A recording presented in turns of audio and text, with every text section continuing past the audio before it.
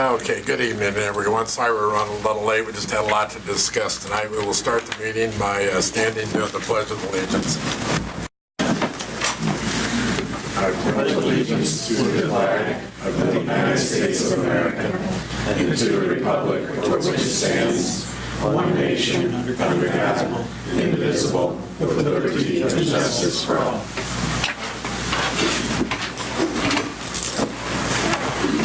Okay, we'll move to 4.1, approval of the agenda. I recommend that the board approves the November 4th, 2019 agenda. Do I have a motion? Second. Any discussion? Hearing none, we'll take a vote. Ms. Johnson? Aye. Mars? Aye. McFarland? Aye. Miller? Aye. Ringer? Aye. Zimmers? Aye. That is 6 aye votes. Okay, 5.1, President's comments. Public comments will occur during the public comments portion of the meeting. If you're interested in addressing the board, fill out the required public participation board meetings form and submit to this Mitchell in the front row. Okay, 5.2, board salutes. Let's start with Mr. McFarland. I don't have any tonight, thank you. Okay, I have nothing to report either. what do I? Ms. Johnson? It's not directly district related, but it is because I went to the outlet gala on Saturday night, and this is a group that meets with our students after school from 4 to 10 or something like that. Anyway, they do a wonderful service in mentoring our young men in the community, and it was a very great event. I also on Saturday night went to the UIS for the Voices of Pride or something. It's a gospel group, and there are students who graduated from Springfield Public Schools in that group, and that was a magnificent program. So it's always good to keep supporting our students, because if we want them to come back and be a part of this community, you can't just drop them. You've got to keep encouraging them. So that's my report for now. No report.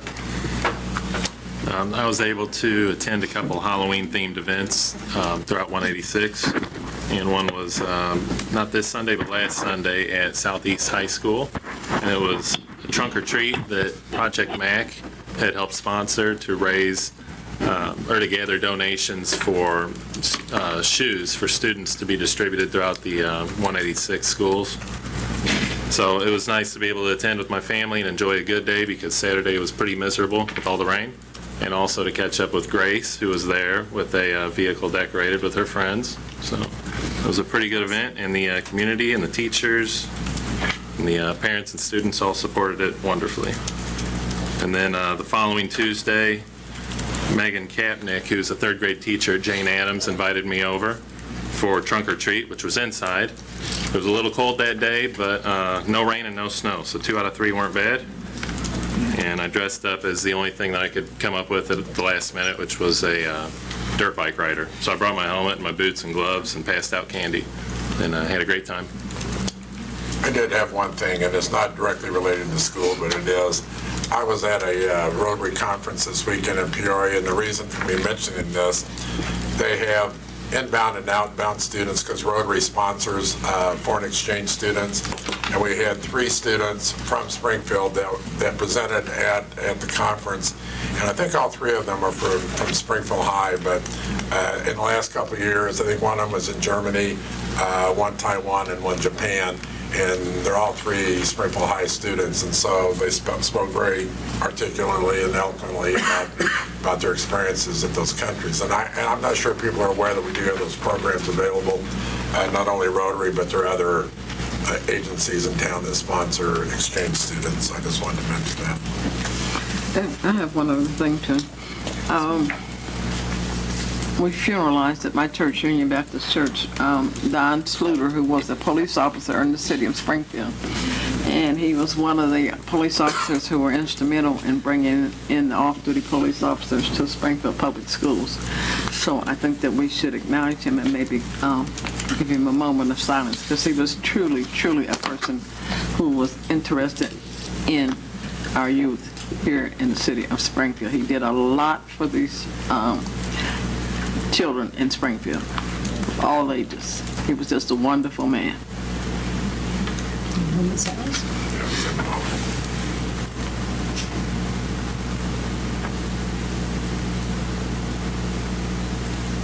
Thanks, Ms. Johnson. Okay, now for discussion items. 6.1, old business. Do any board members have any old business they'd like to discuss? Okay, hearing none, we'll move on to new business. Any board members have any new business they'd like to discuss? Hearing none, we'll move on to 6.3, board policies. We have a couple of policies to discuss, and they both actually have to do with board vacancies. And so at this time, I will open it up for discussion for if anyone thinks there needs to be changes or have any questions about it. I do have a couple of questions. When it talks about the reasons for board vacancies, one of the things I want to make sure that we're talking about, if a board member decides to leave because they have moved, that's what this is addressing. It's not the intent to move, but it's actually that they have moved. Is that correct? Is that the intent? Correct. Author's mentioned, yeah. Okay. Yeah. So they have to physically not be in that sub-district anymore? Exactly. Okay. All right. Yeah, so having gone through a vacancy for the first time and looking back and seeing that there were 3 of them in the past 10 years, I looked through the board policy manual for a little guidance, and it just seemed like it could have been a little more descriptive. There's requirements for when a vacancy would occur, and for moving out of the sub-district, it just says ceasing to reside in the sub-district from which any member was elected. So this just helps kind of describe that, what that actually means. Like if I bought a house and I'm fixing it up, I'm not living in the house, so I haven't moved out. I thought it could be a little more descriptive.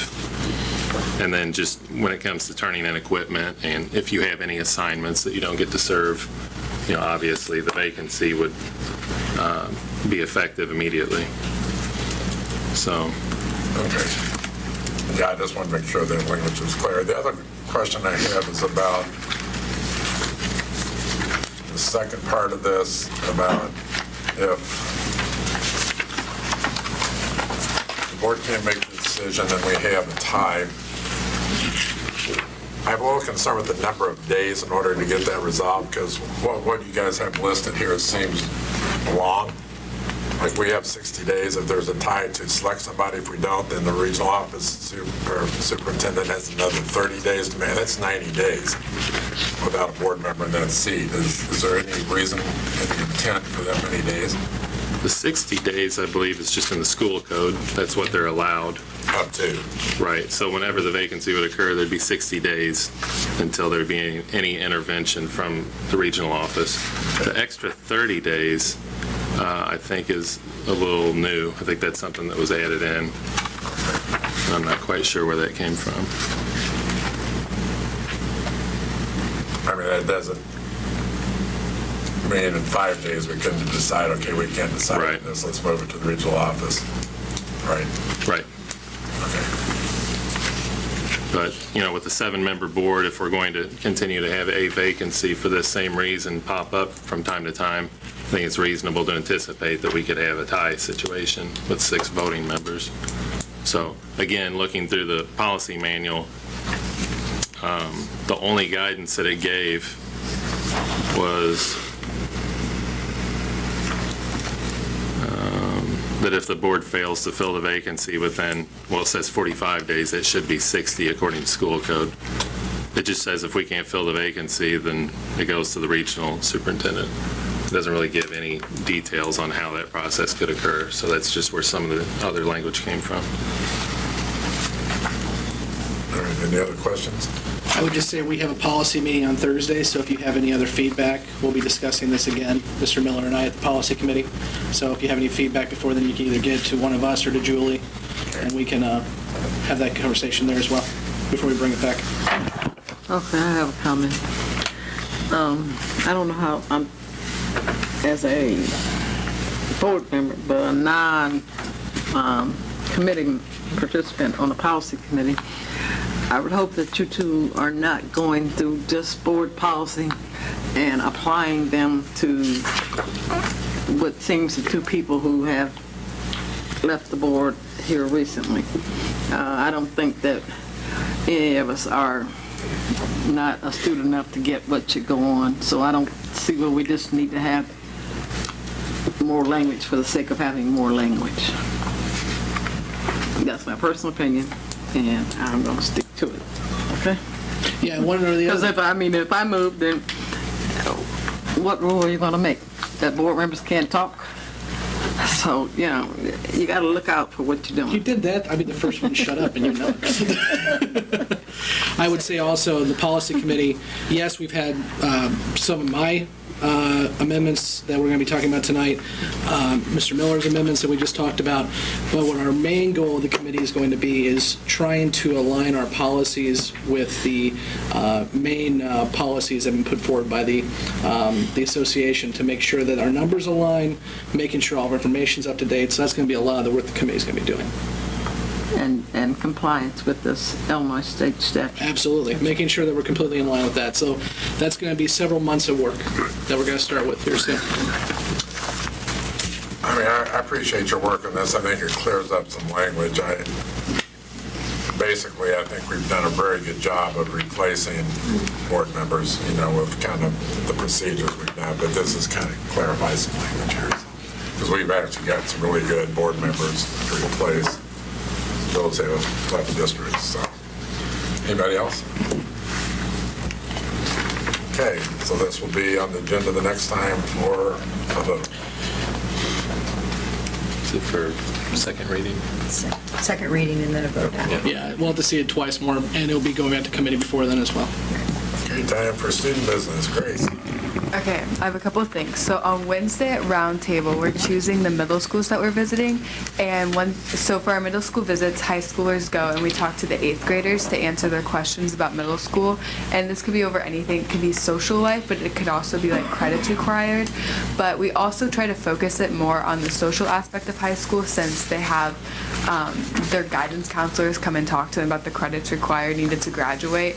And we're still in high school, we're not expertise in that, but we can answer like a lot of their questions about like, is the food good?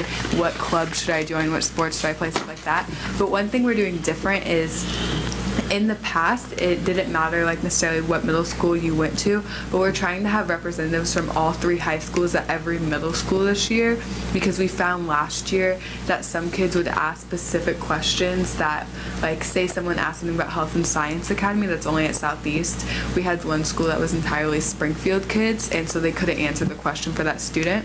The next thing is on Wednesday, we're doing something a little different for City this year, and we're choosing a Unity project that's separate from Unity Day. And 2 of the main ideas that we were talking about at the last meeting were doing either a cheer that all 4 high schools participated in, or each high school in their poster section having like a I Heart Springfield, I Heart 186 poster that the roundtable would make together. So we're gonna vote on what should be our project to do together. And we also met, a couple students from Roundtable met with Ms. Thomas and Ms. Johnson about AP curriculum, which I talked about at a couple meetings ago. But one thing that was a little out of their hands that we talked about was the way that high schoolers get their schedules. So we received them the morning of the first day of school. And so one thing that a lot of students were talking about is if we could get them a week or 2 in advance, which we understand is difficult to do since maybe not all the teacher positions are filled. But even just a couple days and have the guidance counselors on staff to fix schedules would help. One student at the meeting last year, her sophomore year, she didn't take Spanish 1 freshman year, but she was placed in Spanish 2 sophomore year. And if you know anything about high school, you know that the first day of school, you can't even get an appointment with your guidance counselor to change your schedule because they're so overbooked. So she was in Spanish 2 for almost 2 weeks, never having taken Spanish 1. So the issue with not having your schedules at the start of the year or before the start of the year is that then by the time you get it fixed, you're maybe already a week into classes, which like isn't that big of a deal freshman and sophomore year, but junior and senior year, when you start AP curriculum the first day, it's a little difficult to catch up.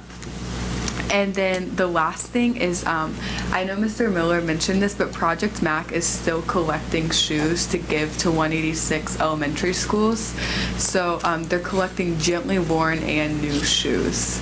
And the locations to drop them off are on their website. Thank you, Grace. Does anybody have any questions of Grace? No, but I think that we've heard this about student access to schedules before and how hard it is to get in to see a counselor at the beginning of the school year. So I think it's a problem we need to work on again immediately. Yeah. So that, Well, I Why think can't it the was- class schedules go out? So we were told at the meeting that you is get your them mic on? the morning of, sorry, we get them the morning of, but I think Ms. Thomas told us at the meeting that the reason they don't release them ahead of time is because they might not have a teacher yet, because you don't know if a lot of teachers are coming back till August. But we were talking about even if you release the classes and then for the teacher you just put vacant, like if we could know what classes we were enrolled in, that would be helpful, even if we didn't know who our teacher was per se. It doesn't even have to be in the order of our day, just to know like what classes you're taking to see if you need to switch them. Because like she could have caught the Spanish 2 air and pointed out that she needed Spanish 1. Do you have something to say? Yeah. So in June, you should be mailed your course requests. You should be given those. We used to mail the students' course requests at the end of the school year, so you knew what classes you had signed up for. I've obviously been out of high school for 6 years now, but is that, I guess I question, is that still the practice? Sure. Okay, they remember the same practice. Right. so are they doing it or not? That's the question. Obviously not. You didn't get yours early, right? I mean, I don't remember ever getting mine. Maybe they are mailed out, Official. but I don't know. Or maybe they change from whenever you get that to your schedule.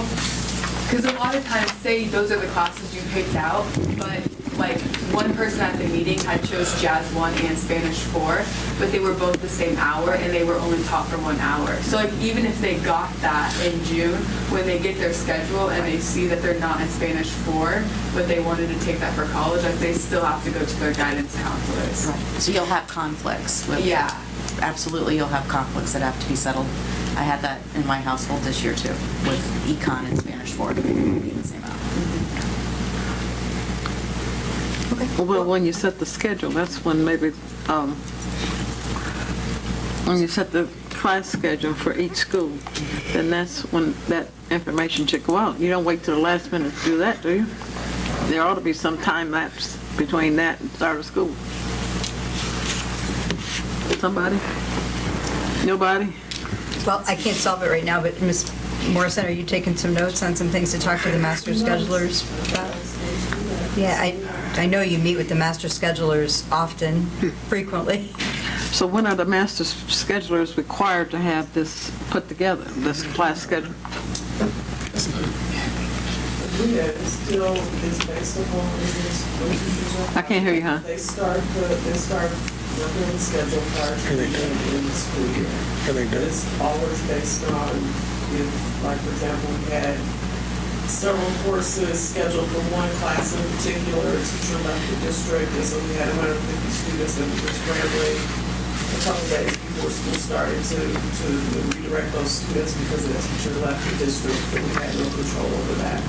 So, could send them out early, but I do agree with Ms. Sherman that at least a preliminary schedule of at least what the course requests were should be sent out like before they leave in June. But something could happen where if you get Spanish 2 rather than Spanish 1, and when you get your official schedule and you have to go back to the drawing board. I understand that. And so like we could say, if we're going to start school around a fair time, we could say August 1st or at first week in August, something ought to go out. Yes, ma'am. Or it ought to be available at least online.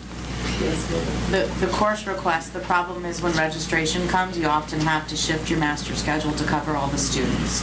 So you could give a tentative schedule But there can be shifts right after that registration date.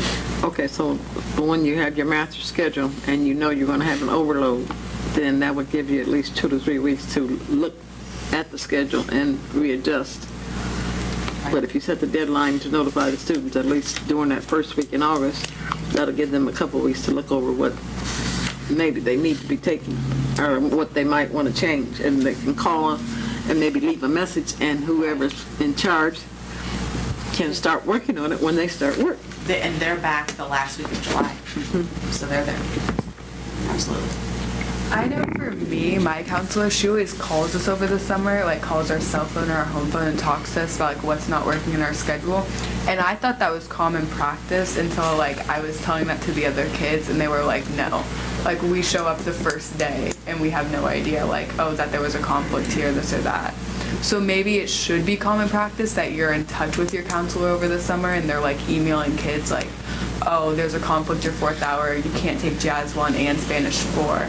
I had a conflict and I was emailed and I chose, but like I know for the kid that had that conflict, he was just put in one or the other and he didn't have the choice per se. I think it's a good discussion and It it is, can be it's the handled. kind of things that we're talking about at the round table. I love it. All right. Okay, now we're going to presentation to the board. Sure. Dr. Nicole Moody is going to give us a presentation on the Illinois School Report Card. Help a little bit too tonight.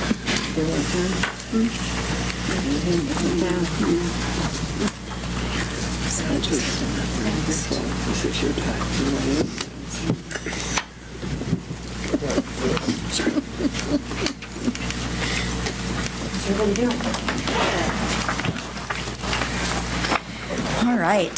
Tonight, we are going to provide you an overview of the Illinois School Report Card. As I sent out in my variety of emails to you about the interactive school report card, it really is meant to go online and just dig deep into the data. You can click on just about any data point, and it will tell you the overview of that data, why that data is important, and it will also give you a context around the data and give you resources if you want to know more about it.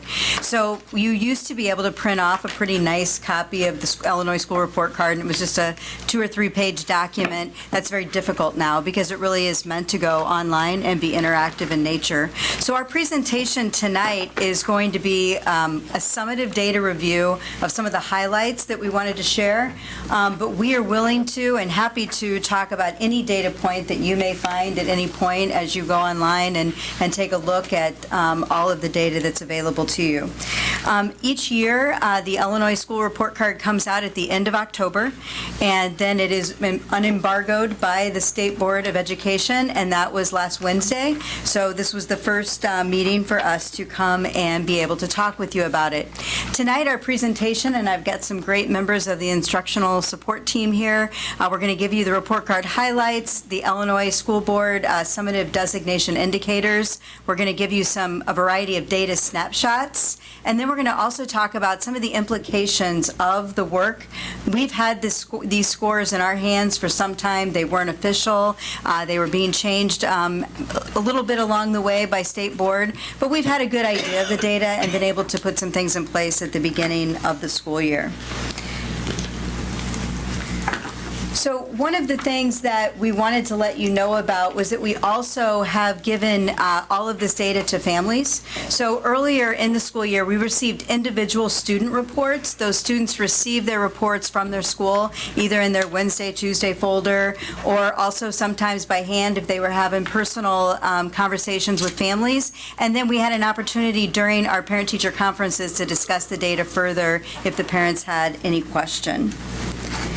One of the things we want to focus on is growth. And we've talked about this quite a bit with our MAP assessment over the past years, that we needed a tool not only formatively to tell us throughout the school year how we're doing, but also look at the growth that we've seen on the new assessment this year called the IAR. So it's the Illinois Readiness Assessment, and it is something that is, for the first time, the state test is actually showing growth. So from last year to this year, we're actually seeing growth from one student over 2 years, and that has been helpful. So the report actually showed growth as well. One thing that I wanted to draw to your attention is this is integrally connected to our school designations. So we have some celebrations this year with our designation, but how you get to a designation is actually a little bit confusing, and it's brand new to the community and brand new to our parents and to our schools. So we've been doing a lot of education along the way of what a school official designation stands for.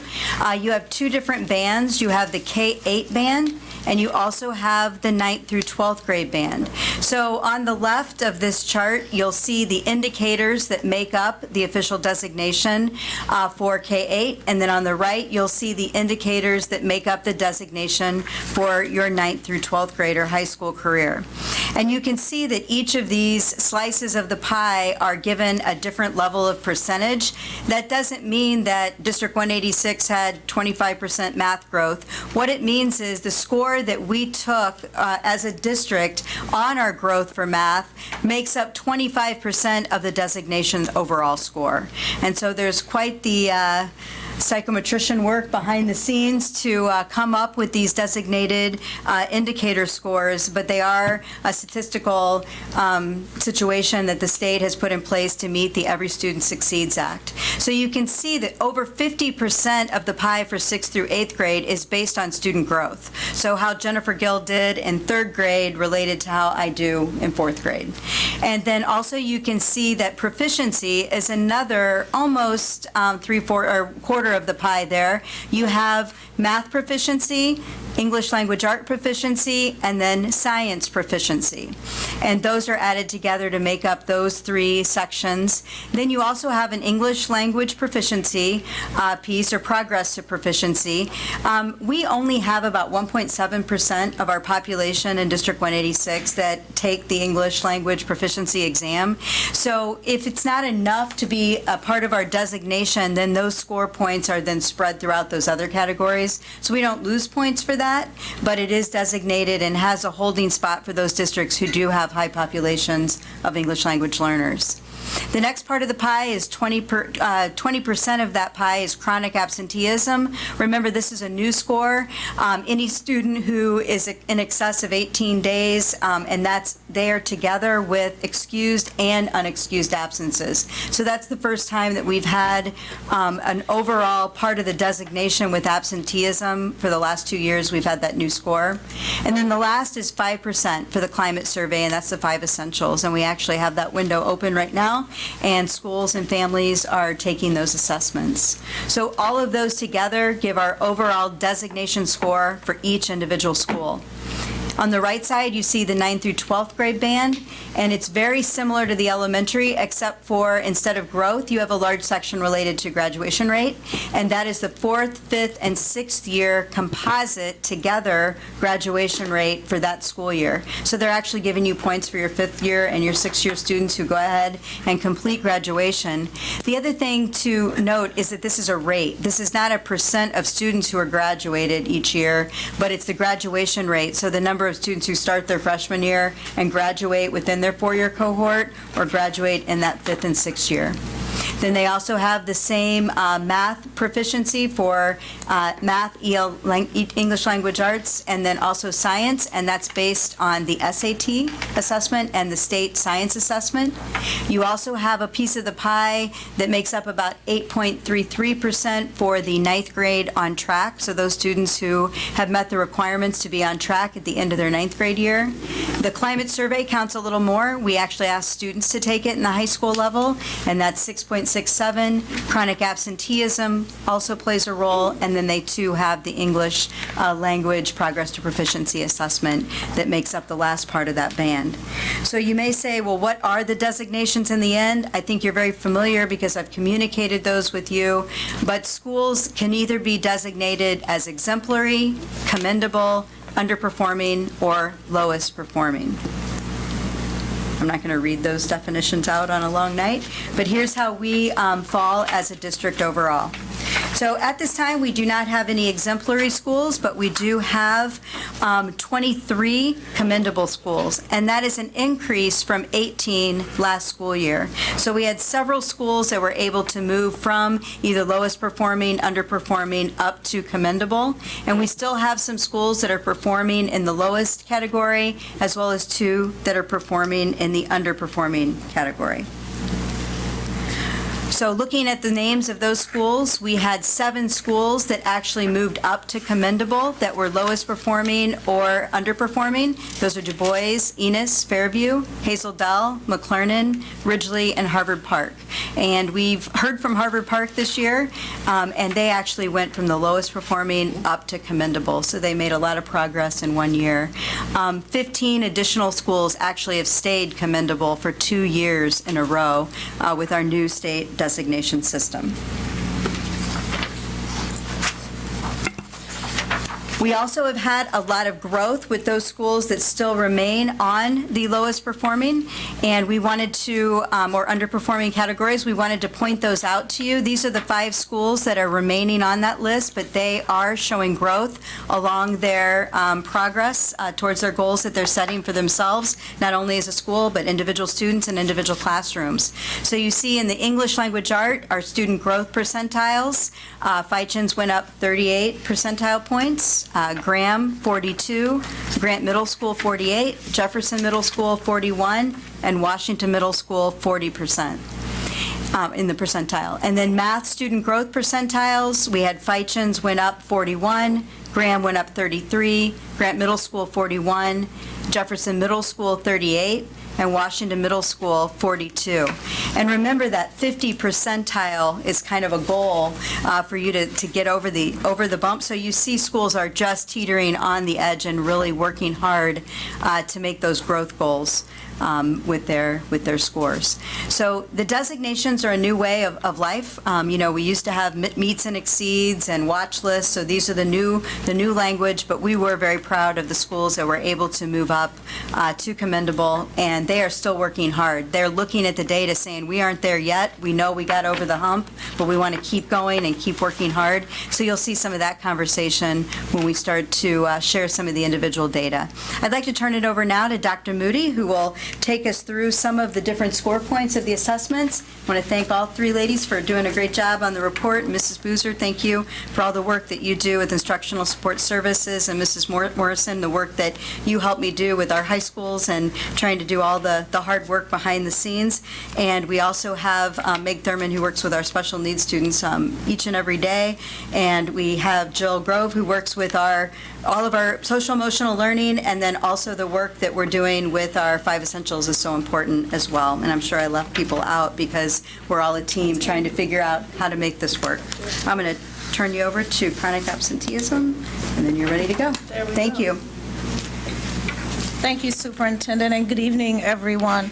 We're going to take just a bit of a walk down some of the data snapshots that the superintendent mentioned that are part of what we call our ESSA designations, or what our state board calls indicators for school success. And one of those is attendance. And we know being in school is important. And so not only our state, but our federal government across our nation are looking at these 2 components of attendance, one being chronic truancy and one being chronic absenteeism. And this chronic absenteeism, as mentioned earlier, has just come to us these last 2 years, but really the focus on that is students who have missed school for any reason. So that's excused and unexcused absences. The truancy piece is just the unexcused absences, but we know that both of those are important, and you kind of see where we fell in this report card 18-19, that both of those percentages, the truancy at 31% and the absenteeism at 34%, that really represents some of the same students. And so our next steps with this is, regardless if they're truant or absenteeism or both, that we're looking at attendance plans and conversations at all of our school levels to make sure that our students are at school and supporting families in getting them there. Let me ask a question here. Sure. So, with those numbers continuing to go up, what are you doing to try to remedy that situation? Well, Before we directly answer that, I should mention that with the chronic truancy, so thank you for that question, that there was a change in the state, excuse me, in how that was reported. So they noticed across the state that there were just some different ways that people were reporting attendance. So the state decided to make a more systemic way of reporting that. So really, this year is really our baseline for that because it was even reported differently in the prior years. So of course, we still don't want to see those 30%. Like we want to see our kids in school, but it should be recognized that there are actually two different data measures in 17-18 and 18-19 that were taken for chronic truancy. Yeah, but what are the measures? I mean, in your absenteeism, a third of the kids are absent on a somewhat regular basis, it appears. So what do we have in place that's going to stem that tide? Sure, I know that there are several, and I can't speak directly, and I know Mr. Wing can speak some, but I know just in thinking about the schools that I work with, that there is a partnership with the leadership and the parent educators to really look at the students that are in those lists and come up with what's called, like one school does attendance plan, so they look at, it's actually a strategy, a focus, and a goal with getting the children to school, looking at what the families need, and really it's on a student-by-student basis. They have attendance peers, they have adults that work with them. Hey, we missed you at school. What can we do to help and support with the kids and with the students? So that's just one example of what I know that's happening in a couple of the schools. I don't know if we want to go more into that, Mr. Wynn. Am I leaving? I got a better question. Okay. Schools can only do so much. What are the parents doing? I mean, seriously, what are they doing to get their kids to school? What are we doing now? I get a little crazy with this because you know what? We have to be teachers, nurses, counselors, social workers. You know, it's all put on the teaching staff. And I'm going to keep asking this question. What are our parents doing? That 30% of those kids are laying out of school. What are the families doing? Just had to say that. Yes, sir. Okay, and that's a good question, but also you have to realize, and I've said it before, a lot of these parents did not have good school experiences in the generation that we're working with now. They did not have good school experiences, and so they don't understand the need. So we have to make sure we're putting out the good, positive information that our kids are here to learn, and we're here to teach. We're here to teach, and we're here to make sure that the kids are learning. But it's not all parents. Some of it is our fault too. Are we encouraging the kids? You know, this SEL is very important in what we do nowadays to get kids to want to be in school, to want to sit there for 7 hours to get some knowledge, you know. And I had an English teacher or somebody that said, you know, you should always try to learn something new every day. Always try to learn something new every day. That should be a goal of what we tell our children. Learn something. What did you learn today? Try to learn something new every day. So we just can't slough it off. Not when a third of our kids are absent. That's not good. And I get what you're saying, but at the same token, I don't want us to be enablers and we're doing all the work and they're doing nothing. That's my point. I get what you're saying, but schools can only do so much. And it's definitely something that we continue to work on and partner with our families on, so it's definitely a work. Let's go ahead to our achievement data. As the superintendent mentioned, we have two main achievement sources, assessments that our students take. The IAR, which is the Illinois Assessment of Readiness, that's taken beginning in the 3rd grade. Our elementary and middle schools take that 3rd through 8th grade. And then the SAT, which we'll get to in a minute, primarily is taken in the 11th grade. So what you have here is a snapshot of two different things in our state and also our nation. are telling a story of achievement and proficiency as well as growth. So what you see on the graph here is a 2-year comparison of our district scores and our state scores as well, so that you can see that. But what's also important, as we said, is growth is our goal. So for the 2018 year and 2019 year, we stayed consistent with our actual achievement of 27% in ELA on the IAR. And then what we also look at in those two comparisons is growth. And just to say that at the 50th percentile, as the superintendent said, is the typical norm of growth across the nation. So we're looking at and comparing ourselves, like she said, maybe take the map, across the nation. And then with IAR is comparative to our state. And so we're looking at IAR our students across 3rd through 8th grade, we're at the 47th percentile. So we're approaching that typical norm of 50%. And so we look at and say, okay, our achievement's not where we want it to be yet, but we also look at our growth that tells the rest of the story. So that's what we see in ELA. And then as a comparison in math, we see our proficiency last year was at 24%. This year it inched up just a percent to 25% as far as the proficiency piece. And then the growth you see, we have a comparison. Our 2-year growth, 17-18, was at the 46th percentile, and 18-19 was at the 45th percentile. So we're still kind of approaching there. Again, the IAR, our state assessment, compares our students 3rd through 8th grade across the state. So we want to see those growth percentiles continue to increase. Of course, we want to see the achievement increase as well, but both of those are important parts of the story. So that's our 3rd through 8th grade assessment. Any questions on You may be that? hitting up on this in a later slide, but the one thing I want to stress that I know we all understand already, but demographically, when you look at this data, it's very clear that we need to be doing more for our minority students as well as our low-income students. So I'd like to hear, not only in this presentation, but as we continue to move forward, how we're working with those two populations, which usually are the same population. But when we're looking at these bands for the district and in almost every single school, minority and low income are measuring below state average.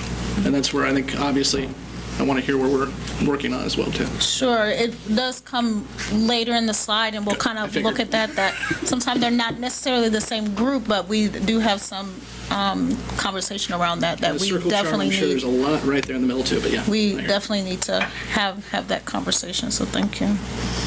All right, and looking at our high school SAT, ELA proficiency, this shows our district and state comparisons in 18-19 as well as, 17-18, which is the 2018, and 18-19, which is the 2019 there.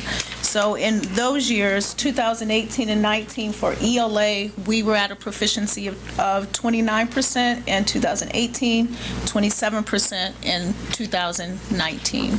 So again, in the 11th grade is when our students take this college readiness exam. Some students take it in the 12th grade, depending upon if they didn't take it in the 11th grade. And one thing that I should mention with SAT to get them ready for this in their 11th grade year is that beginning in the 9th grade, they take what's called the PSAT to help them with their SAT success. And each high school has what we call a SAT preparation plan, including like a practice or a mock exam that they take, as well as practice on Khan Academy to help the students be able to do their best when they take the SAT.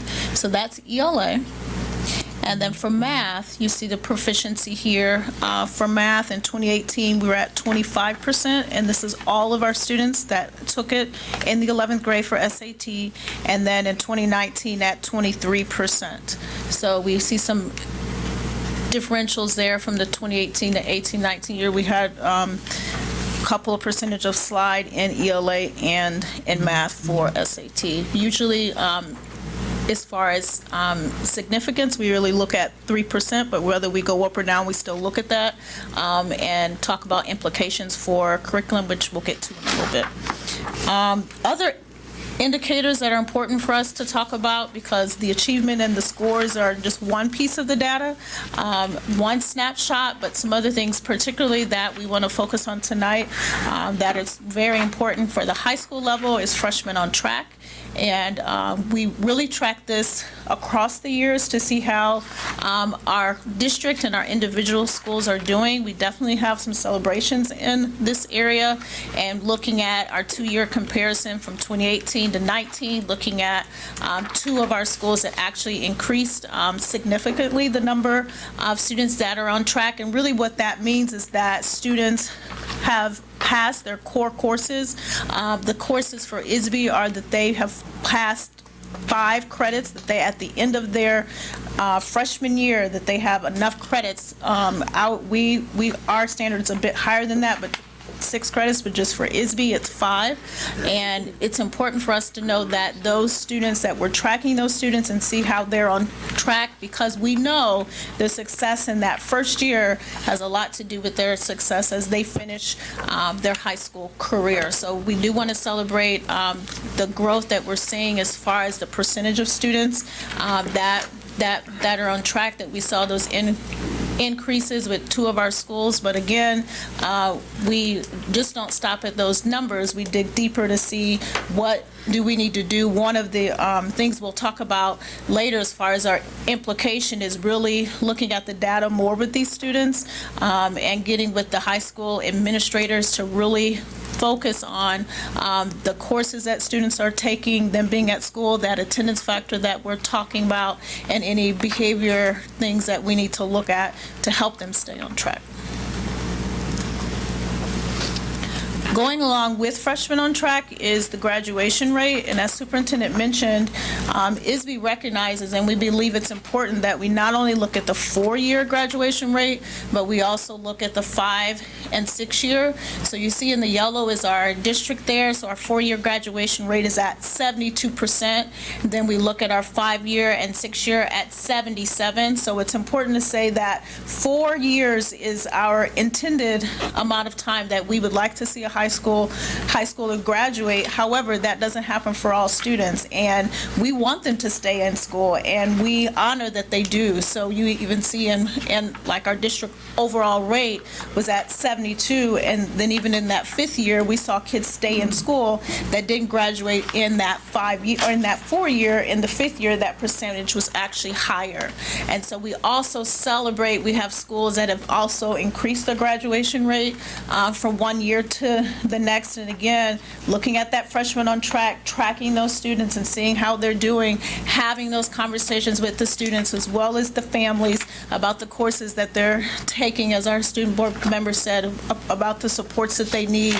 All of those things tie together. And even when we see decreases that we've experienced in one of our schools, we're already strategizing when we saw our data to say, okay, this is what the data says, what are we doing about it? So that's just not looking at the numbers, and we have that conversation with you and owe you that information as far as what we're doing with these numbers, but it's also important to report the numbers so you know what they are.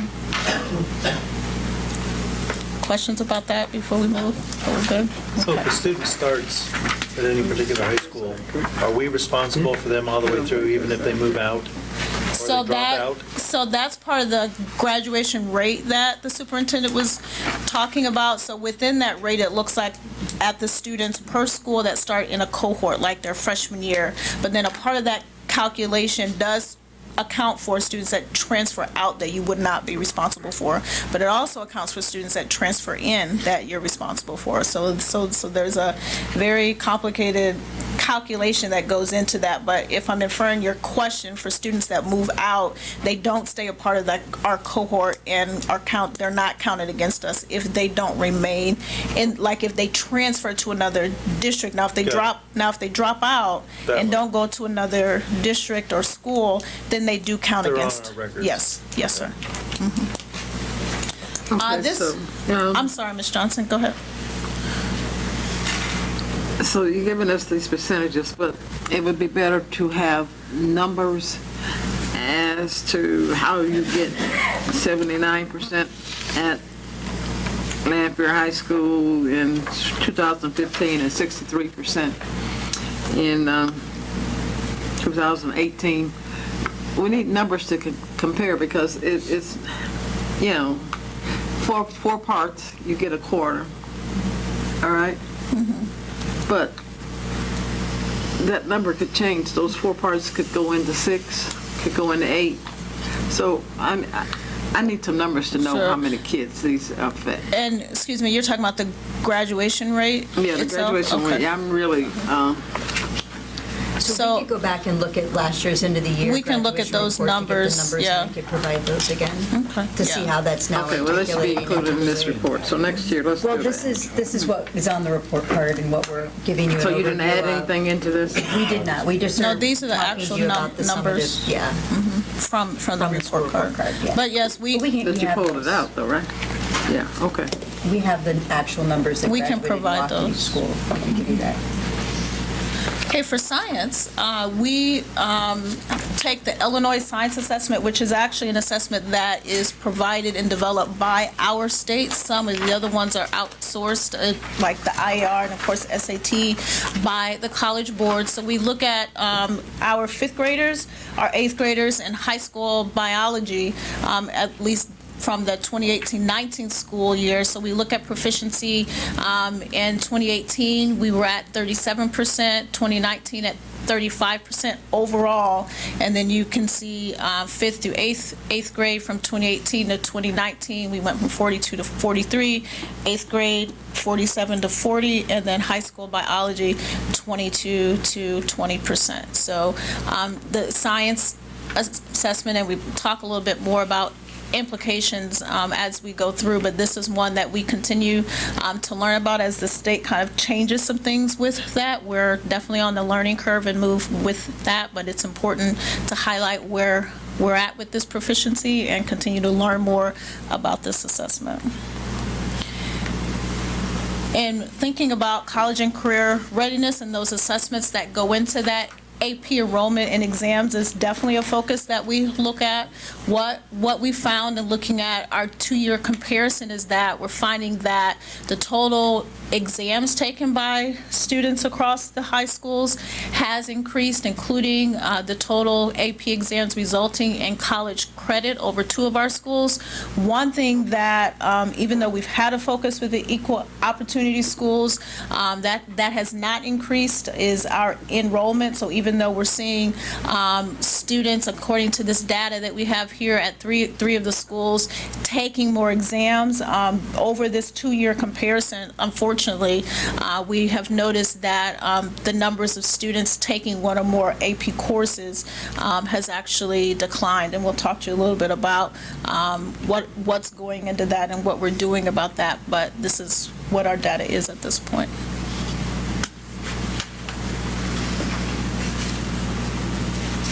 So this was a question that we definitely want to address and was a part of our presentation. What we looked at today was overall, but as Superintendent said on the state report card, when you pull up and it's public, anyone can look at it. You can kind of dig deeper and look at some of our differences between student groups. And we have stark differences, particularly between 2 of our ethnic groups, our black and our white, and not only at the elementary and middle school level, but also at the high school level. So in looking at that proficiency particularly, we do have a bright spot that we looked at, particularly at the elementary level with IAR growth. The achievement gap between black and white students, while it's still prevalent, we're looking at the black students' overall growth in the IAR in grades 3 through 5. In 2019 was 45% as compared to 43% in 2018. But in looking at between IAR and SAT, we see about 25 to 30% gap in ELA and math that we are focused on, that we have a great sense of urgency around, and these are some of the things that we're doing about it. So when we look at addressing the achievement gap, it's really about addressing an opportunity gap. And so in looking at that, we see our achievement, it is what it is, and it's been like that for some time, which is very alarming to us. So when we look at that, we say, okay, these are the numbers, what do we need to address? And it's really about their opportunity and their access to these things. And so these are our strategies at this point. The ones that we want to highlight tonight is that one is increasing honors and AP enrollment with support, particularly for students that have been unrepresented in these courses, not only just at high school, but also the middle school. We know it's important to continue our partnership with Equal Opportunity Schools, which is an organization that focuses on and supports not only students, but also teachers as well, with teaching strategies that include more culturally relevant pedagogy or teaching to ensure that students do feel like they belong and that they can succeed in these courses. And then one thing, beginning at elementary, and it's been discussed at our board meetings when our schools have presented, continuing and growing AVID and making sure that we implement that with fidelity, because AVID really does make sure that structures or support that are in place to encourage our students really to develop a deeper understanding in the rigorous coursework that they're a part of so that they are prepared for college without the necessity for remediation. Can I ask a question? Yes, sir.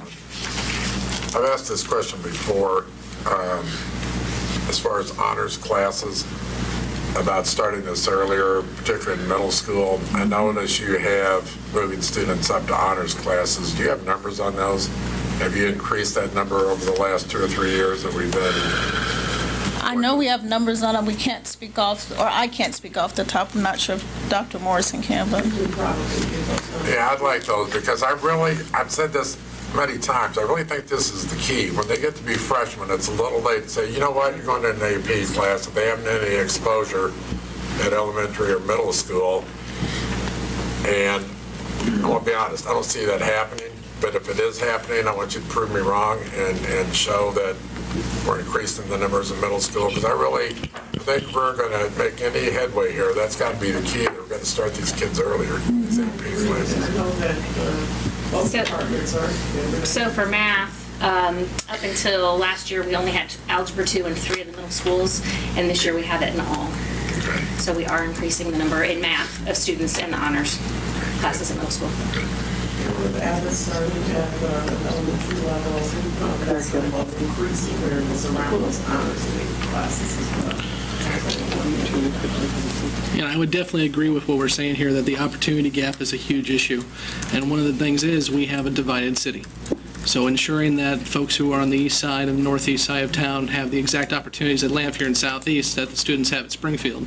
I'm not trying to say they don't, but we need to ensure that those opportunities are there. When we're looking at like SAT and AP exam taking, and the numbers are way down at Lamphere, it's not that our students at Lamphere can't take the AP. We don't have enough AP opportunities at that school. And things of that nature we need to continue to build on. So in thinking about building upon and the implications and also what's going into addressing what we're doing about our data, I'm going to invite Debbie Thomas to come and talk about literacy. Good evening. We have a lot of initiatives that we're working on, but for sake of time, I'm only going to highlight a few. One of the things that we know from research is that the factor that has the greatest impact on student achievement is the teacher. And so for that reason, we have really invested a lot of energy in providing professional development to our teachers kindergarten through 12th grade, and particularly around our district curriculum. Last year, we provided 37 different learning opportunities for teachers, and we are continuing that work this year. Alongside that, we are really focusing that PD and all of our work around increasing the amount that our students are reading and writing. What we know for sure is the more you read, the better you get at reading, right? What we also know is that sometimes when you're looking at state assessment data, it can almost be a little misleading because it'll call out the skills that are assessed, and sometimes it can look like, oh, they didn't learn those skills, when in actuality, they may not have been able to read that high of a level of text, or even if they could read it, if they haven't developed the stamina to read text for an extended amount of time, sometimes switching back and forth the kinds of text you're reading, then they don't have the opportunity to show the skills that they have learned. And And so we don't want to lose sight of that stamina and that volume that we need to keep increasing. So we're going to continue to focus on that. But one of the big new things this year for us is really the work that we're doing with the technology department. We've developed a strong partnership with them. Part of our work has involved creating new units that integrate literacy, social studies, and technology. We are also working with them to provide a course for our kindergarten teachers to show them how to integrate writing workshop, technology, and play-based learning. Both of those efforts are really also increasing student engagement, because what we know is when students are really engaged in the learning, they're going to go much deeper with their thinking and their application. Another piece that we're working on with technology that I think is a game changer is they've helped us to develop a digital goal-setting tool. And this is exciting because, again, the research shows that students need to know what goal they're working on, and they need to know how to work on that goal and get feedback on it. So with this tool, what happens is, right now we're just using it in a few kindergarten and first grade classrooms, and then we'll grow it from there. So a teacher will enter a student and say they're reading at level D, let's say. Well, in the past, you could tell a child, you're reading at a D, you need to read it at an E, which isn't very helpful to a student, because if they knew how to read an E, they would, right? But now what happens is when you enter them as a reading level D, all of the goals, all the skills they need to master in order to move up to a level E pop up on the screen. There's assessments attached to those. So now you can start setting individual goals with every student. So whether they're reading below level, on level, or above level, it doesn't matter. They all need to grow. So they all have their own set of goals that they're working through one by one. And then as soon as all of those goals are checked, they will immediately go to the next level, and those goals come up. So now every student will have a clear path to know how to get from one reading level to the next. So I think that that's going to be really important work. We're working with K1 right now, and then we're going to expand that through 5th grade. I can't stress that enough. I've been working with my daughter to move her up reading levels, and it's been very helpful with her teachers that they can give me that information, but they're usually pulling it from multiple different sources. Yes, So exactly. having that piece for all parents and teachers and students. Right. So that's our work this year, is we do have several great resources. We are compiling all of those into one tool that our programmers now have put into this digital format that is just amazing. It's also going to help streamline our assessment. In the past, for example, when you want to assess young students on the high-frequency words they know, you have to stop at the last 3 weeks of the grading period. You assess every student. This way, you're doing it along the way, because that's one of their goals. And you're checking the words on the program. So when you get to the end of the grading period, you already know which words they know and still need to learn. So it's also going to streamline that process. Along with increasing the amount of time students are reading, one effort that we have engaged in and are still working on is increasing the number of truly engaging books in our classrooms at all levels. And part of that work means also making sure that there are books in every classroom that represent the different cultures of our students. And so we want our students to see themselves in books, and we also want them to be able to see people maybe from other countries or other places that are very different than them. So one of the things we also know that our students need in order to be successful, not only on an assessment, but in life, is to be proficient with their technology skills. So we're just going to keep moving ahead with that, and I think that we'll see that our students will just become more and more comfortable with that. We are also focusing on student-centered learning at all levels, and let me just kind of nutshell what I mean by that. This basically means instruction where our students are doing the majority of the reading, writing, thinking, talking, rather than being passive learners that are completing tasks for the teacher. And we know that when we get that shift, we're going to see more transference of learning. And then the last thing is that we are conducting a gap analysis of our curriculum this year. We know that our curriculum is standards aligned. We also know that our curriculum has already prioritized some skills that are really important for all readers and writers. So we want to go in now and see, are there also some other skills that maybe are not emphasized enough that we need to better highlight? And so once we've done that analysis, we will create a plan to address those. Okay, I'm going to turn it to Renee Johnson. Okay. Okay, good evening. I will try to be short and concise. One of the things that we're working on is a daily lesson model, and that goes kindergarten through 12th grade. In 2016, when we adopted our new math curriculum from Pearson, that was part of the good thing about it is the daily lesson model looks the way that the lessons are set up for kindergarten through Algebra 2 looks the same. And the students are posed a problem, and it's a lot of problem-based learning, which are what the standards are written toward. They're a lot more rigorous than when I was a student at 186. So we're really working on making sure that that structure is in place for all of our students, no matter which one of our schools that they go to, and it looks the same. We're monitoring that with our Look For documents that we created alongside our elementary math leaders, our middle and high school department chairs. I have visited each middle and high school math classroom already this year to monitor and check on that, provide feedback, and continue to work on that. The other part that we're working on is increasing student collaboration, which is, again, a component of our program. And we want the students to be problem solvers and thinkers, and it doesn't have to, we want them to work with others. And so it's that trying to find that balance between teacher talk and the teachers doing the work, showing them how to do everything, and now here you go do it, to here's a problem, we want you guys to see what you can do on your own, and then we'll come back together and work through it. So we're continuing to work on student collaboration using some AVID strategies to do that.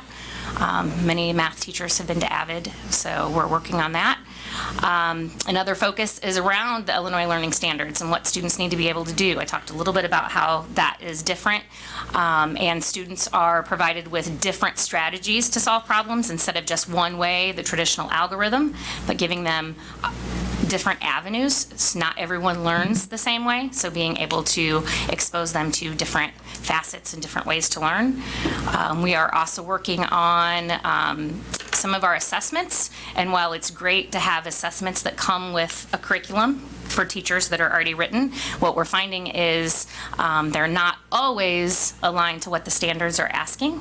And so instead of taking that, assessment that comes with our program, how can we rewrite them, not to rewrite them for IAR and SAT, but more that aligns with the things that we're teaching in the classrooms.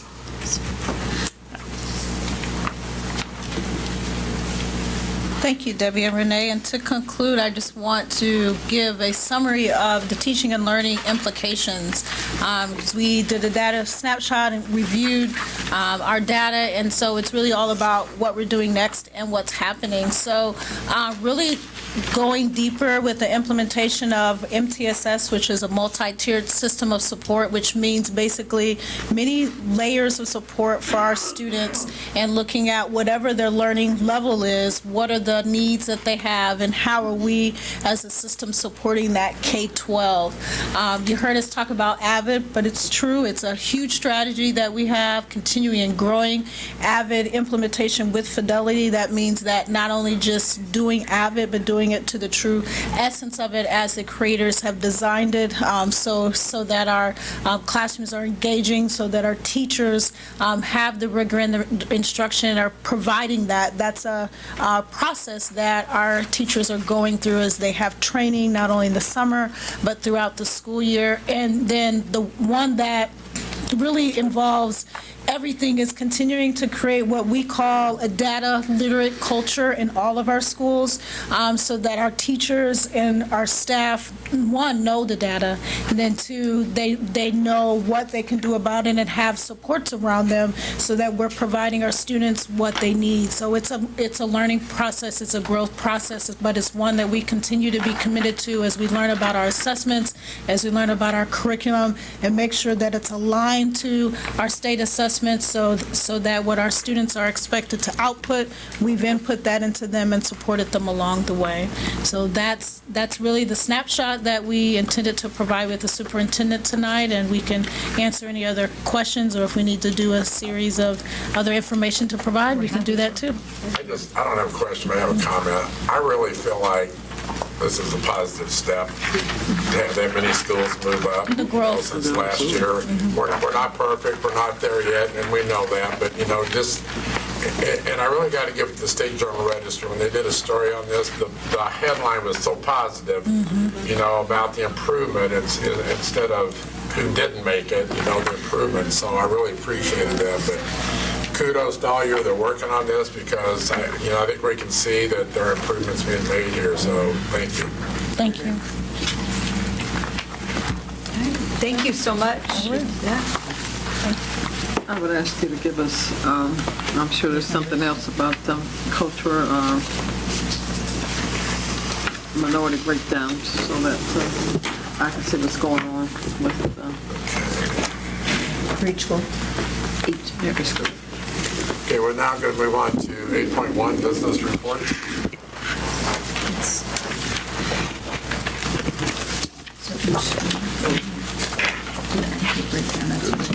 I've seen it, but, give me some numbers. Percentages, anybody can make up a percentage. If you click on those online, it gives you the number, but I will get it for you. President Zimmer's members of the board attaches a summary of revenue expenditures for the month of October 2019 for the Ed and O&M funds. The AR outstanding report is also attached. For October, the Ed Fund revenues were just over $8.5 million. Expenditures totaled $15.3 million. Expenditures exceeded revenues by $6.75 million. The O&M Fund revenues were $687,000. Expenditures just under $1.8 million. Expenditures exceeded revenues by almost $1.1 million. As of the end of October, outstanding state payments totaled just under $2.8 million.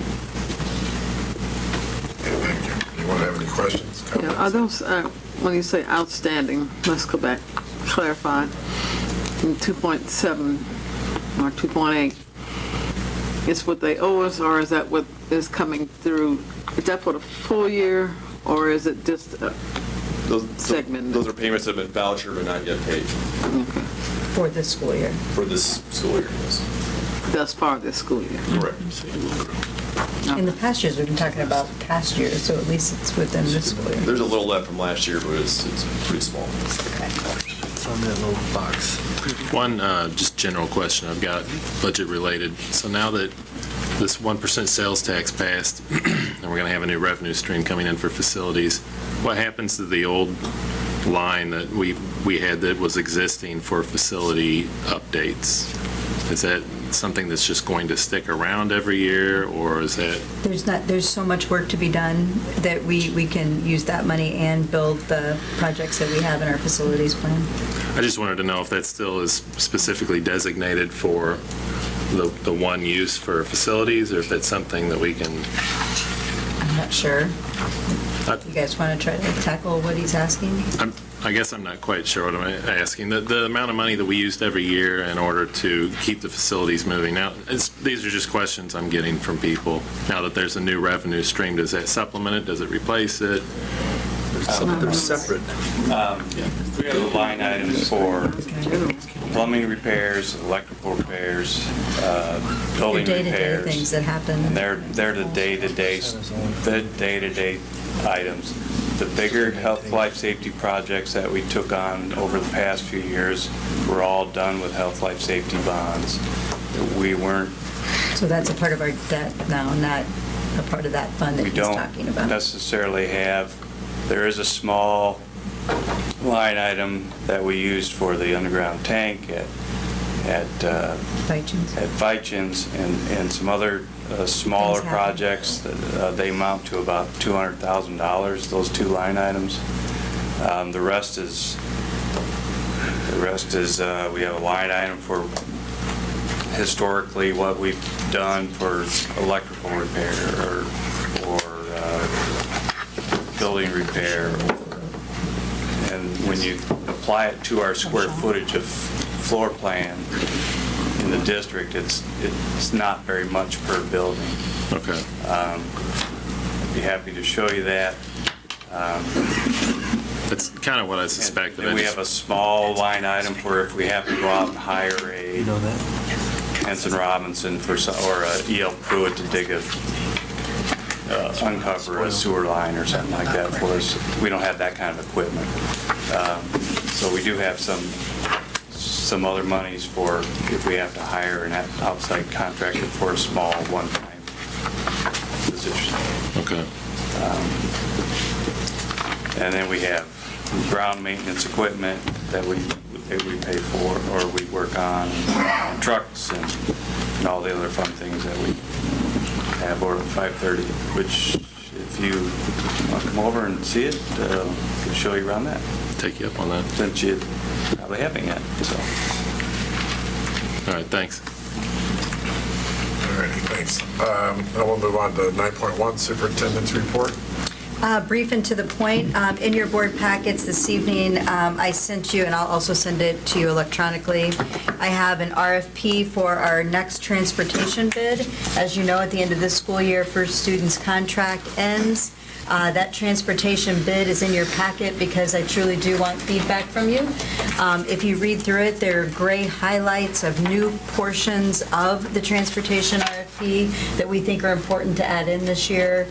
There's a lot of new technology that bus companies can utilize, and First Student also has access to those now, and we've seen some of them with like First Acts and First View and things of this nature, but we want any company who is going to bid to tell us about what types of technologies they may have available or what ideas they have for capturing information about student discipline referrals on the bus and things of that nature. So you'll see some items highlighted for you to take a look at.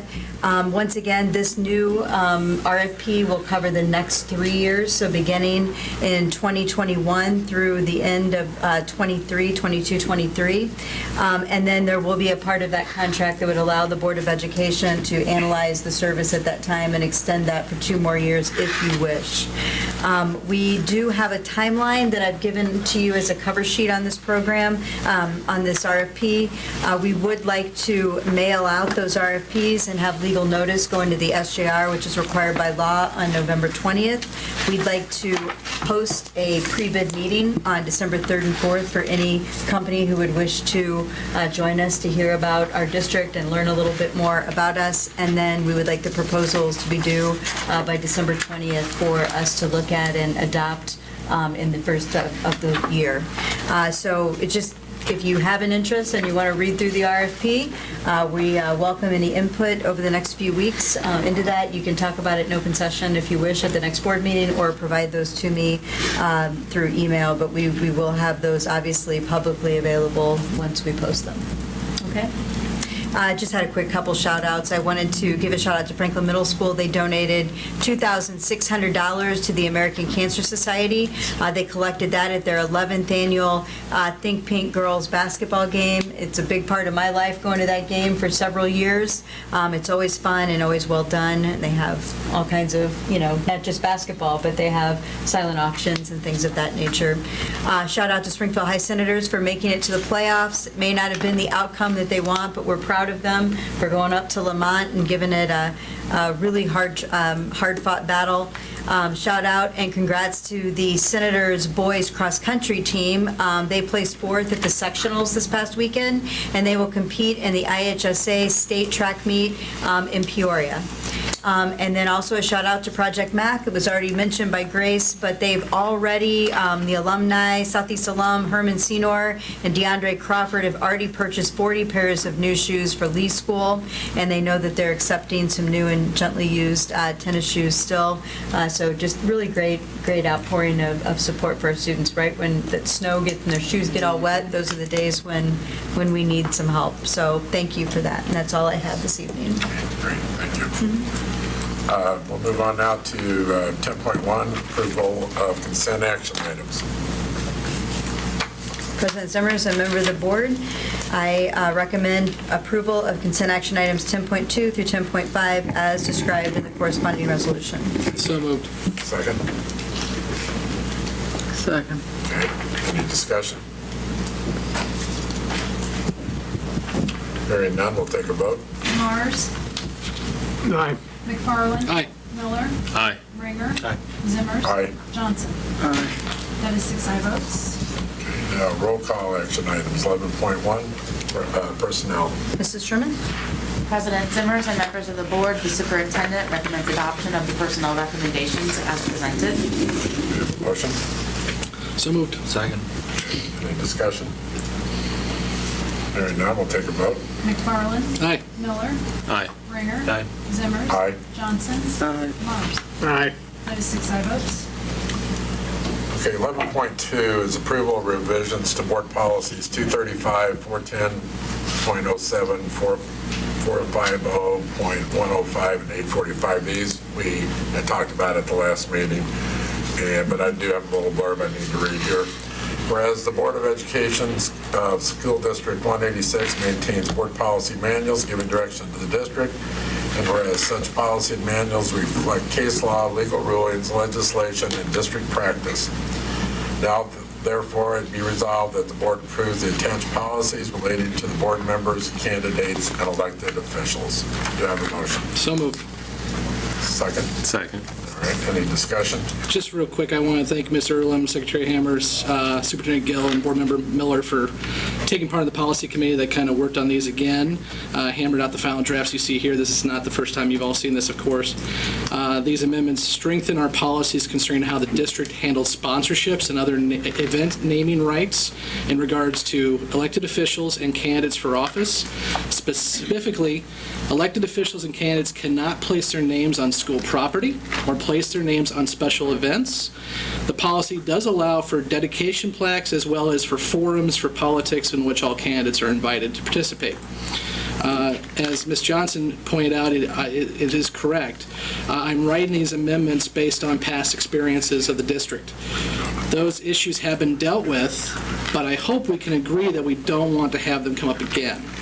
So I believe these amendments will ensure that we don't run into any issues where an elected official may be seen to be using their position to advance themselves via our school district.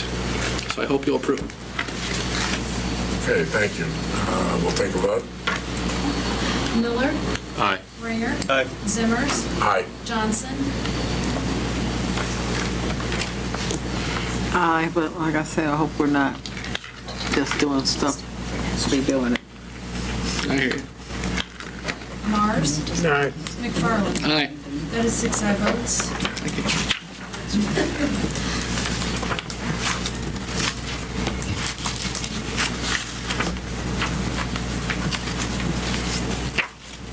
Second.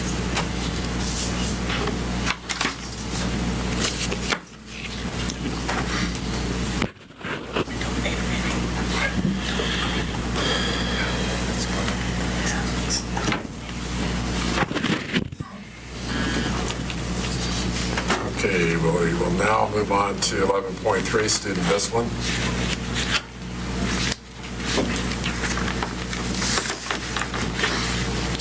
Okay, President Summers and members of the board, I recommend that one 8th grade student be hereby expelled from further attendance at Washington Middle School through the end of the 1920 school year with a program, and that one 8th grade student be hereby expelled from further attendance at Washington Middle School through the end of the 1920 school year without a program. One 9th grade student be hereby expelled from further attendance at Lampier High School through the end of the 1920 school year with a program, and that one 9th grade student be hereby expelled from further attendance at Lampier High School through the end of the 1920 school year without a program. Do you have a motion? We had 5. We did One was no action. Do you have a motion? Make a motion. Second? Second. Any discussion? Hearing none, we'll take a vote. Ringer. Aye. Zimmers. Aye. Johnson. Aye. Mars. Aye. McFarland. Aye. Miller. Aye. That is 6 aye votes.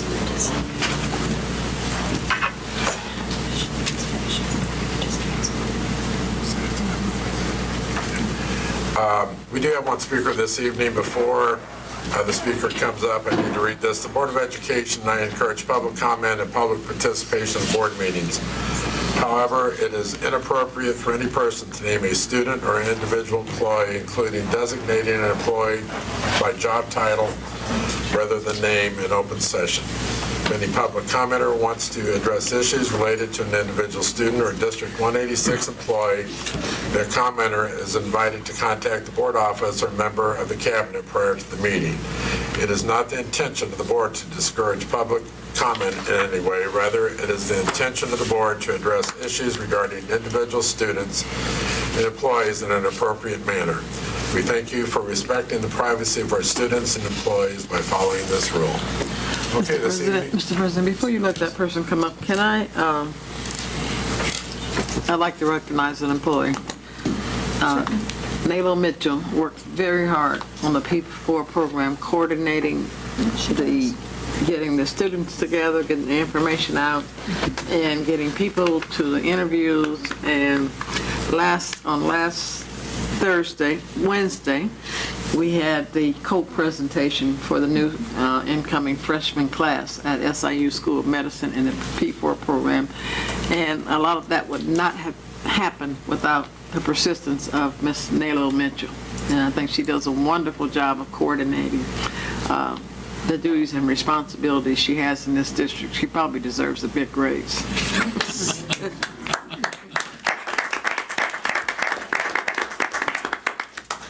Okay, I would like to ask Jean McGrath from the League of Women Voters to please come forward. Sorry we had such a long one tonight. sorry. She stuck it out for us, though. We appreciate you. And just so you know, we have 3 minutes. 3 minutes. Okay. I don't know. All right. Try to keep it to 3 minutes. Thank you. Okay, I am Joan McGrath. I am president of the League of Women Voters of the Springfield area. I am also a mother, a grandmother, a retired teacher, 1 year at 186, a former school board member, Joe Davies Counties, and someone who worked in a school district that experienced a school shooting back in 1997, in which a principal and a student were killed. I know that the safety of your students is utmost in your mind, and I know that a school shooting can mean something very terrible to a school. Representing the League of Women Voters, I would like to read a letter that I have sent to the editors of both the State Journal-Register and the Illinois Times. And it says, the League of Women Voters of the Springfield area opposes the arming of teachers and other staff in our community schools. This November, the Illinois Association of School Boards annual conference will consider 2 recommended resolutions. Resolution number 1 would provide school boards the option to allow qualified district employees to carry a concealed firearm. Resolution number 3 would create a fund that would for school safety, and it would help assist student or school districts in the hiring of school resource officers or security personnel. School resource officers would be authorized to carry a firearm, providing training is received. The passage of these resolutions would lead to IASB, the School Board Association, support of and advocacy for state legislation to arm teachers and school staff across the state. The League of Women Voters of Illinois believes there is not adequate evidence to demonstrate the efficacy of such proposals. A March 2018 Gallup poll found 73% of U.S. educators said they were opposed to arming teachers in schools. There are many areas of unanswered questions concerning standards for training, the impact on student safety, and the need to fund social services for at-risk students. Such concerns must be addressed prior to pursuing these resolutions. The Illinois Women, the Women's League, the League of Women Voters of Illinois urges members of the community to contact your local school board and to urge a no vote on resolutions 1 and 3 at the conference in November. I also have here, if you're at all interested, I have some fact sheets that were developed by the league on each of the resolutions. So if you are interested in those. As someone going up in November, I'd love to have them. Okay, there's plenty. There's one for each. Great. Yeah. And I must say that as a former teacher, I would not want that responsibility of having a gun anywhere near my students at any time. Being involved in a school shooting is traumatic. Thank you. Bethel, Alaska, February 19th, 1997. Never forget it. Okay, I do need to announce before we convene here, this will be sent out, official notice will be sent out, but we are not having the special school board meeting tomorrow night. That will be officially sent out. Before we adjourn, are there any school board members that have anything else before we adjourn? Mrs. Thurman gave them out. That was something that we talked about at our opening day today. So, opening day at the beginning of the year. Okay, thank you everyone for coming. Have a great rest of the week. See you